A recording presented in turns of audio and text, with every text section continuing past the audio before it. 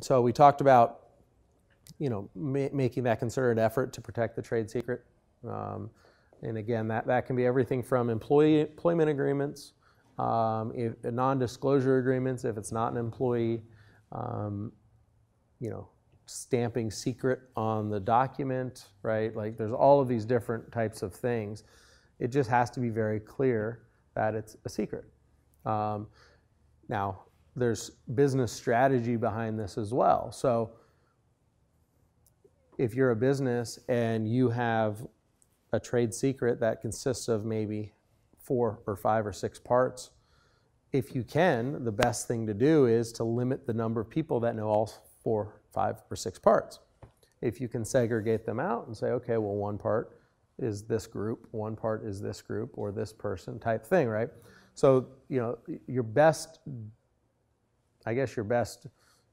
offense in this case is a good defense in that respect, which is, try to make it hard for more than only a select few people that really need to know what the trade secret is and how to use it.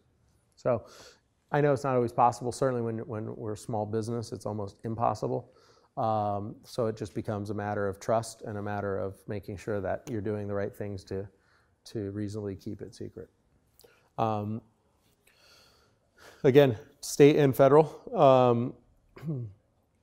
Now not everything qualifies as federal, but there is now a Federal Trade Secret Act. So it used to be mainly state laws. Now it's federal in the sense of the DTSA, the Defend Trade Secret Act of 2016.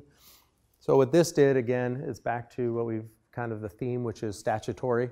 And so when you have the statutory kind of hammer behind you, you get a little bit more damages and you get a little bit more bite to your bark, so to speak. So this entitles you to attorney's fees. It entitles you to double damages if it's willful. Not always is it willful, but a lot of times we're going after the people that are like, the disgruntled employee that runs off and tells your competitor, the competitor that pays somebody to kind of sabotage or break in, right? Or whatever it may be, all of those things.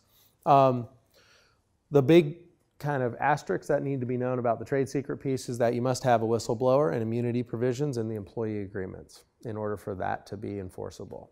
So, I would say 99.999% of the time when we're talking about trade secrets getting out, it's from internal employees, disgruntled employees, or whatnot. And it could be inadvertent at times, right?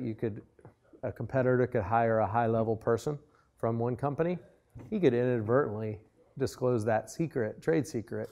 So you may not qualify for the double damages, but you still could qualify for attorney's fees and you could qualify for the actual damages. But again, you have to have, in order to qualify for the federal statute, you need to have these whistleblower and immunity provisions, which basically say that if you're doing something that requires you to be a whistleblower for, you can tell a governmental agency. You can't go out and tell the world. You can tell a governmental agency that, hey, this is what we're doing and this is why you need to know because,